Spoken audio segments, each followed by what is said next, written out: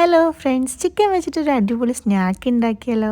അതിന് വേണ്ടിയിട്ട് ഞാൻ എടുത്തിട്ടുള്ളത് സമൂസേൻ്റെ ഷീറ്റാണ് എടുത്തിട്ടുള്ളത്. അത് ഇതുപോലെ നീളത്തിൽ നമ്മളൊന്ന് കട്ട് ചെയ്ത് കൊടുക്കണം. രണ്ടായിട്ട് കട്ട് ചെയ്തിട്ട് അതിന് നമ്മൾ നീളത്തിൽ ഇങ്ങനെ കട്ട് ചെയ്തെടുക്കുക.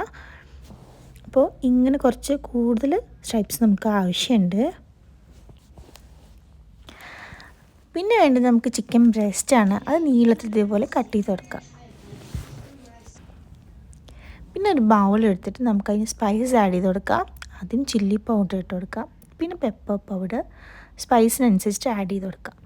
പിന്നെ സോൾട്ട്, ഞാനിവിടെ ഹിമാലയൻ സോൾട്ടാണ് യൂസ് ചെയ്യണത്. അതേപോലെ ജിഞ്ചർ ഗാർലിക് പൗഡേഴ്സാണ് യൂസ് ചെയ്യണത്.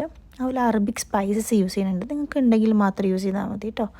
അതുപോലെ ഹെർബ്സ് യൂസ് ചെയ്യുന്നുണ്ട്, ഒറിഗാനോയും തൈമും യൂസ് ചെയ്യുന്നുണ്ട്. അതിനുശേഷം ഞാൻ മാഗിയുടെ ക്യൂബ് ജസ്റ്റ് ഒന്ന് ഇട്ട് കൊടുക്കുന്നുണ്ട്. കുറച്ച് ലെമൺ ജ്യൂസും സോയ സോസും വെള്ളം കൂടി ഒഴിച്ച് കൊടുത്തിട്ട് നന്നായിട്ടൊന്ന് മിക്സ് ചെയ്തെടുക്കാം.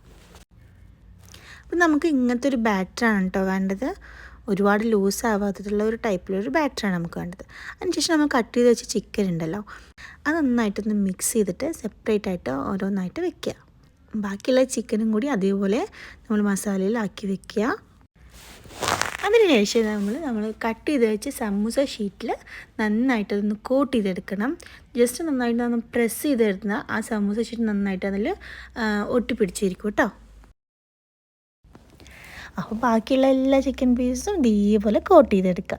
ഞാനിങ്ങനെ ഓരോന്നായിട്ട് ഇങ്ങനെ ഓരോന്നും കോട്ട് ചെയ്തെടുക്കുന്നുണ്ട്. നന്നായിട്ട് പ്രസ് ചെയ്ത് കൊടുത്തു കഴിഞ്ഞാൽ നമ്മുടെ സമൂസയുടെ ഷീറ്റ് അത് നന്നായിട്ട് അതിൽ തന്നെ പിടിക്കും. അതുപോലെ എല്ലാതും ഞാൻ ഇതിൽ കോട്ട് ചെയ്തെടുക്കുന്നുണ്ട്.